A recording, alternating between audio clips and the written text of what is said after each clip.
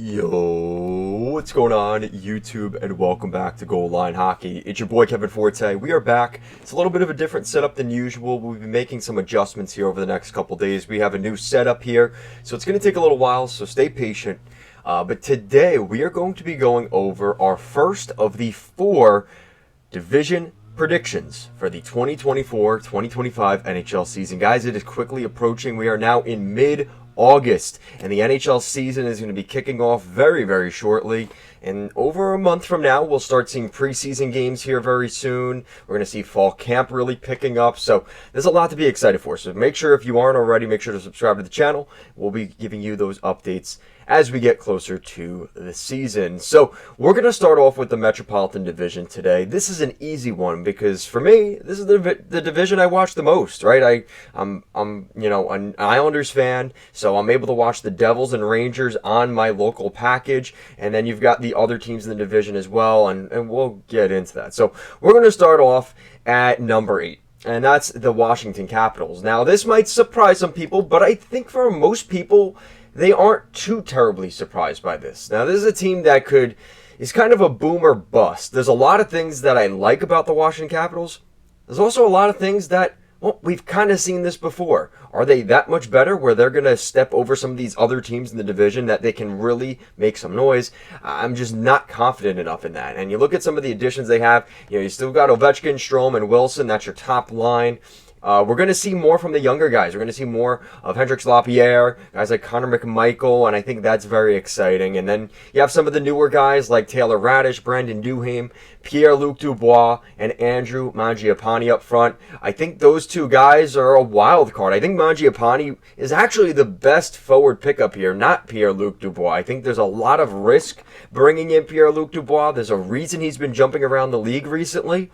The Capitals are going to give him an opportunity. With the loss of Evgeny Kuznetsov last year, I think that really hurt the Capitals down the stretch.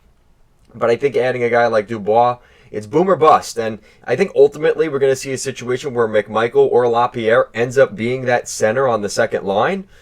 But that's, for right now, sounds like it's going to be Dubois' spot. Now, on defense, we saw a couple of more additions. Kind of like Dubois, this is kind of a boom or bust, and that is Jakob Chychrun coming in. And this is a weird one. I never really expected Chychrun to end up going to the Capitals. It was reported back when he was with the Arizona Coyotes that the Capitals had shown a lot of interest. Well, now they finally got this guy into the locker room. I think he's a good fit alongside John Carlson. Matt Roy comes in on the second pair. I like him with Rasmus Sandin. He showed a lot of glimpses of what he's capable of with the Capitals last season, and then things kind of tailored off toward the end. So we'll see. Again, there's just a lot of unknowns with the Capitals, and that's why I'm kind of worried about them. And we're going to get into it further here. Martin Fehervary and TVR as your third pair defense. And then in between the pipes, this is going to be, again, it just feels like boom or bust. And you've got Charlie Lindgren, who had a great season last year, hoping for a lot of good things for him, and Logan Thompson, who has had a very good career with the Vegas Golden Knights. And I think this is a good addition for the Capitals.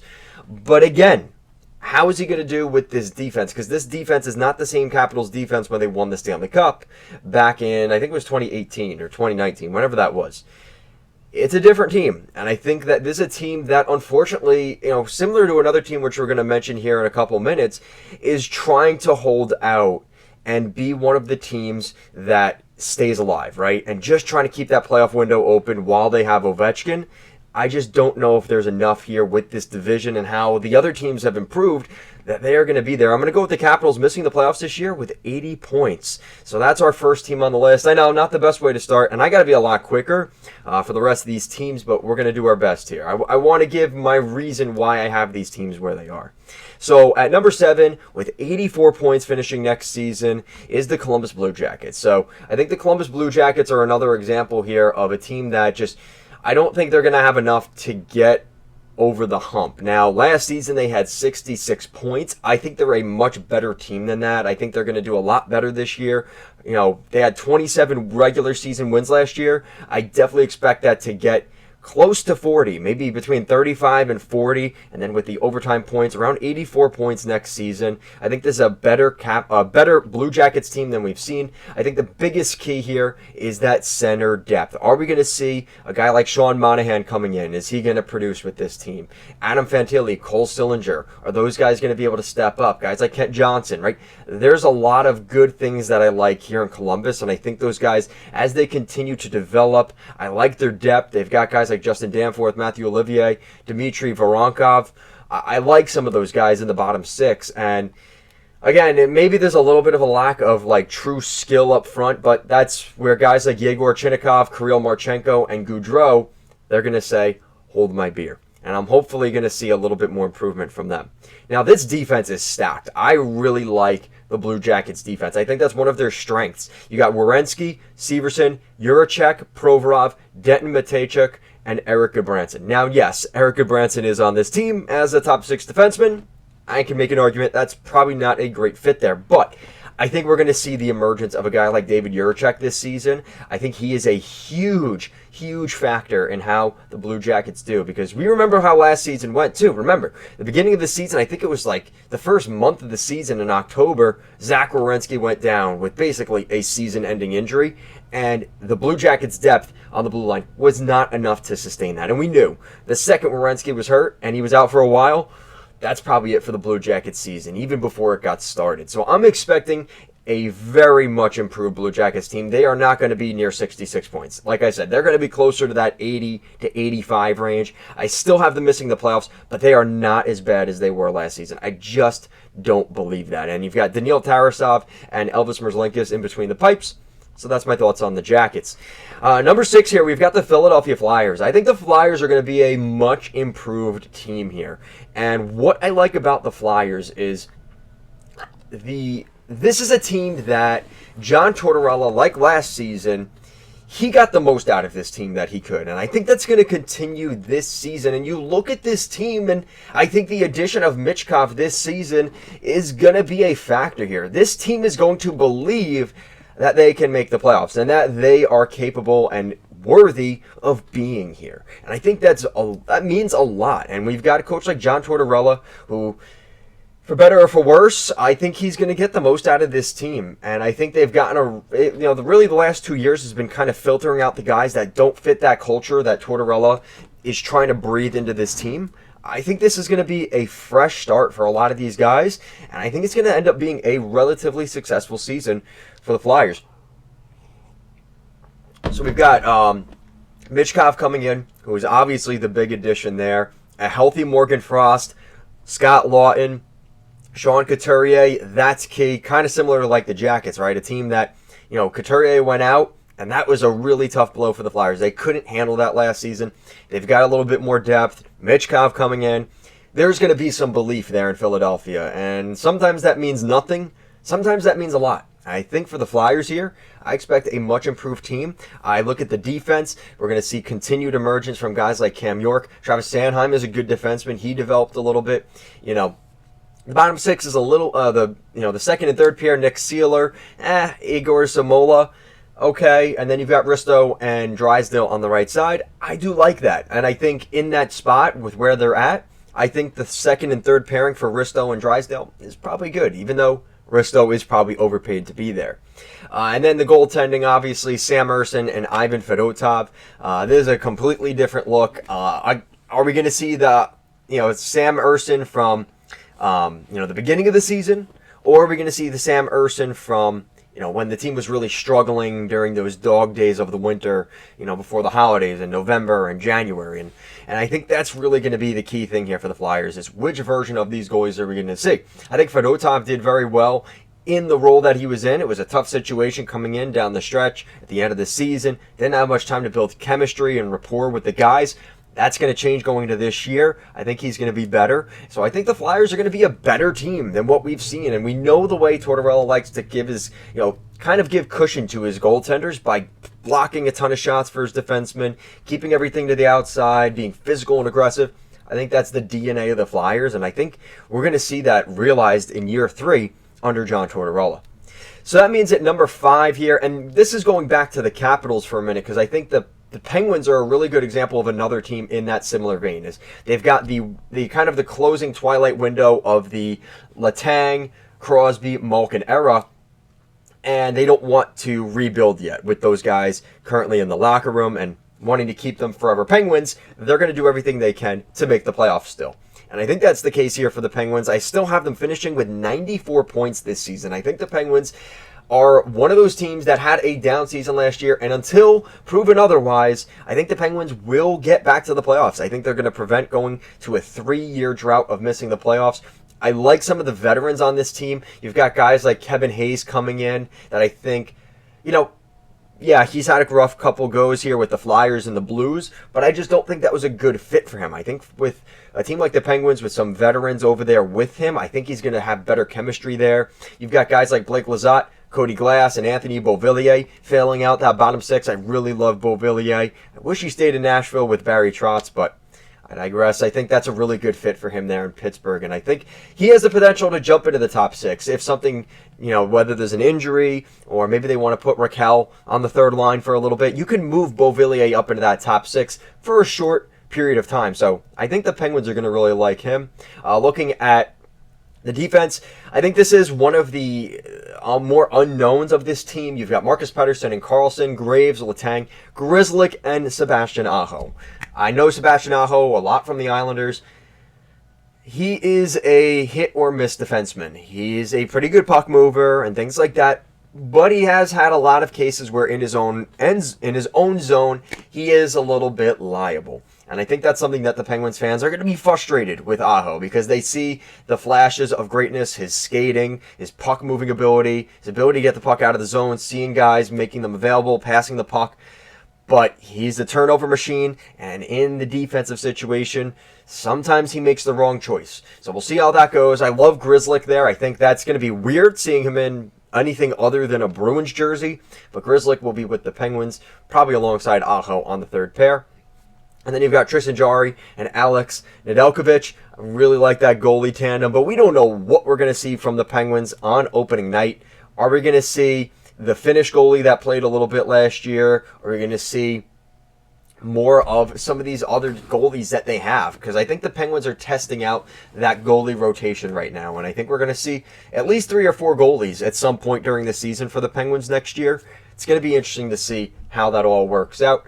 Like I said, I think the Penguins are still there. I think this is probably the last run. I think this is that, what do they call that? The last dance, right? I think the Penguins realize that there is not much time left here for Malkin, Crosby, and Letang. They're going to try and win with this core, and I think they're capable of doing that. I really do believe that. I think this is the year the Penguins are either going to just miss the playoffs or be right there with 94 points. Number 4, and this one's going to piss off a lot of people. They're going to call me biased and whatever, but I have the Islanders finishing with 99 points as 4th in the Metropolitan Division and taking one of those wild card spots. So my thought here on the Islanders is I really think that they addressed what we were hoping they would address. You add Anthony Duclair, Maxim Teplakov. I cannot pronounce his name. Hopefully I'll find out on opening night when Brendan Burke says his name. But these 2 guys are going to add scoring to the Islanders. Now, does that mean we're going to see goal scoring? I think this is different. And I'm not just saying that because I'm saying that. I truly believe with Patrick Waugh for a full season, adding some players like that, I really believe the Islanders are going to come back to the playoffs and not just be a team that makes the playoffs and gets bounced.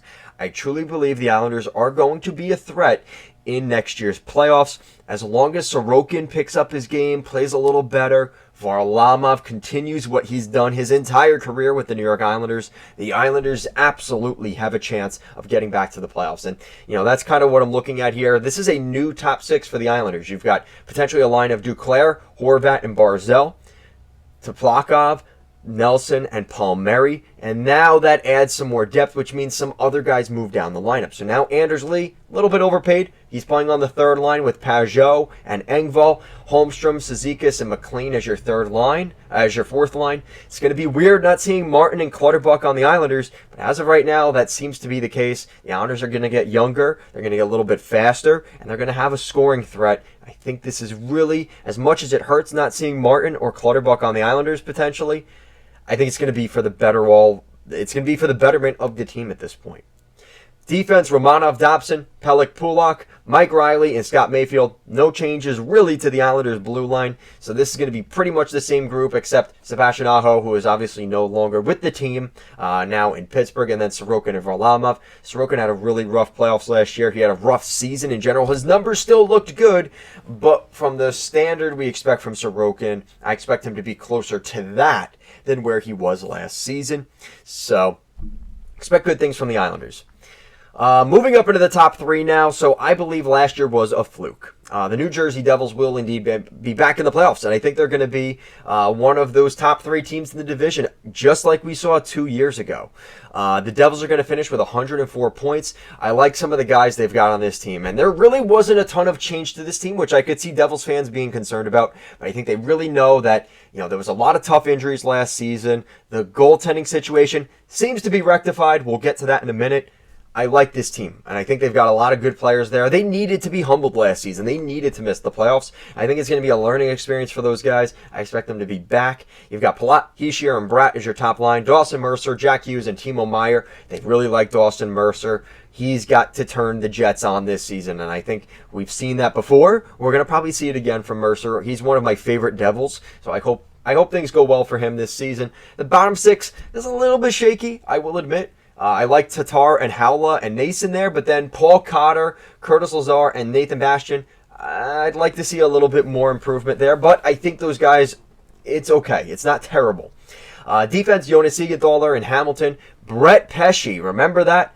Brett Pesce and Brendan Dillon are the new additions to the New Jersey Devils blue line. And those are the guys they signed in free agency. They've also got Luke Hughes returning. And don't forget that young defenseman they drafted a couple years ago, early on in the first round, Simon Nemec. He will be playing as well for the Devils. So you've got basically half your defense is completely new for the New Jersey Devils with Brendan Dillon and Brett Pesce and the young defenseman Simon Nemec. I'm really excited to see Nemec play. He's a very solid defenseman. There's a lot of hype around this guy, and I think because there are so many young Devils on this team, he has a lot of pressure, but not to the level that, maybe like the savior coming for the Blue Jackets right now, with what they're expecting from, I've completely forgot his name, but the young defenseman that will be playing next season for them.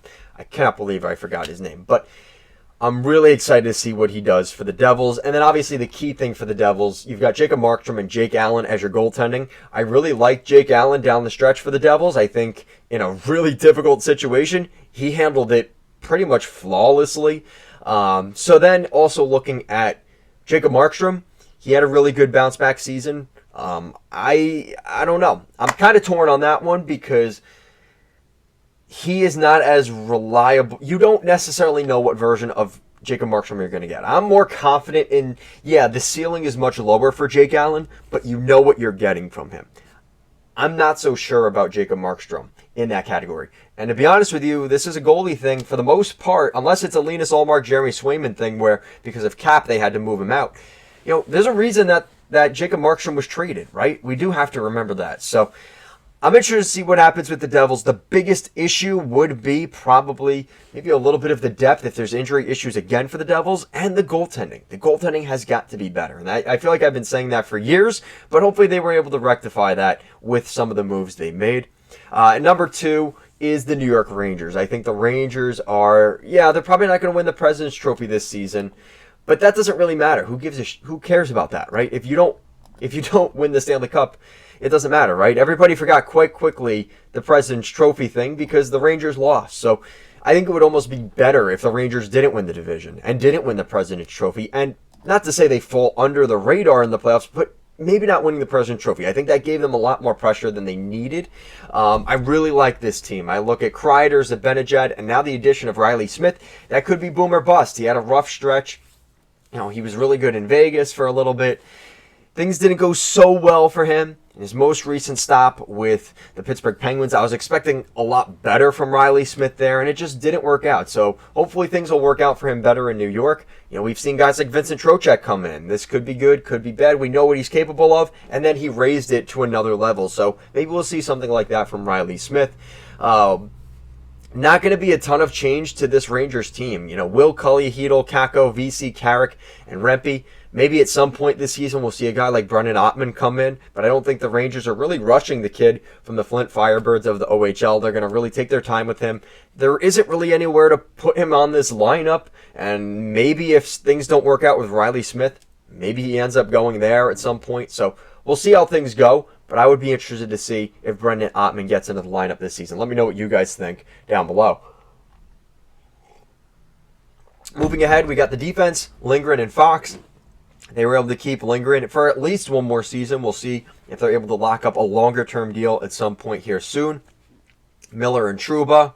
We know the situation around that. I'm sure Trouba is not on a lot of fans' favorite list right now. Zach Jones and Braden Schneider. So not a ton of change on the blue line. We might see a little bit of Robertson coming in as one of the guys that's been kind of waiting in the wings in Hartford. Maybe he's able to get a crack into the lineup at some point. I'm sure he'll be fighting for a spot there.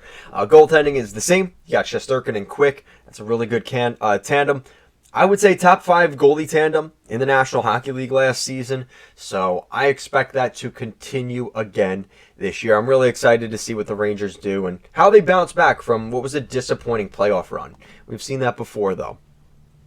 And then at number 1, the Carolina Hurricanes. I think the Hurricanes are still the top of the Metro, and I just think it comes down to the fact that they were able to keep a lot of the guys that they wanted to keep, and they were able to bring in guys that they had to replace. They were able to do a pretty good job of replacing them. So top line's going to stay the same: Jarvis, Aho, Svechnikov. Some of the newer additions, guys like Bradley Nadeau, William Carrier, and Eric Robinson up front. I like those guys. They were able to keep Marty Necas. He's going to stick around with the Hurricanes. Jack Drury's back. Defense, they added Shane Gostisbehere and Sean Walker. I like those guys in the fold. You have Brent Burns and Slavin, which I think that's one of the best top pairs in the NHL right now. And then goaltending, which is Freddie Anderson and Peter Kochetkov. I'm okay with that. I think the Hurricanes, like I said, they just seem like they have the most depth. I think they have the most cohesion.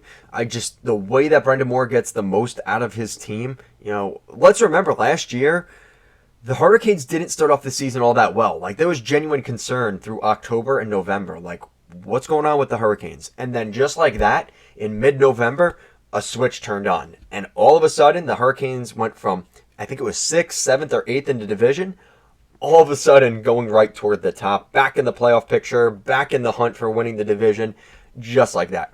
I think if the Hurricanes have a consistently better season, they're going to find themselves at the top of the division this year. I think this is going to be a competitive division, so we're not going to see anybody with like 115 points here. But I think overall, I think the Hurricanes are still at the top of this division. So just to run it through again, Capitals at 8th with 80 points. Columbus with 84 points at 7th in the division. The Flyers at 6th in the division with 89 points. The Penguins with 94 points at 5th. The Islanders making the playoffs as a wild card team with 99 points. The Devils making the playoffs with 104 points, one of the top 3 in the Metro. The Rangers with 107 points, finishing 2nd in the division. And just barely, by a little bit of a landslide of only 3 points, 110 points, winning the Metropolitan Division in 2025 is the Carolina Hurricanes. I'll be doing a deep dive on each of these teams going into the season, so stay tuned to the channel. We will be posting those videos here very shortly. Things have lightened up just a little bit for me here personally. I know I haven't been posting as many videos as I would like. I appreciate you guys sticking around. The support has been incredible through, what's been a rough time. I really haven't been able to post videos. I hate seeing the numbers right now, so hopefully, welcome back. It's, the best thing about this is it was the middle of the summer. Nobody's looking for hockey content. I'm hoping that things will pick up a little bit now as we are going back into the regular season. Guys, thank you so much for watching today's video. Make sure to like, comment, share, and subscribe to the channel. Let me know your guys' thoughts. Who do you guys think is going to win this division? Leave your standings predictions down below. I'd love to hear your guys' feedback, and I'll talk to you again soon.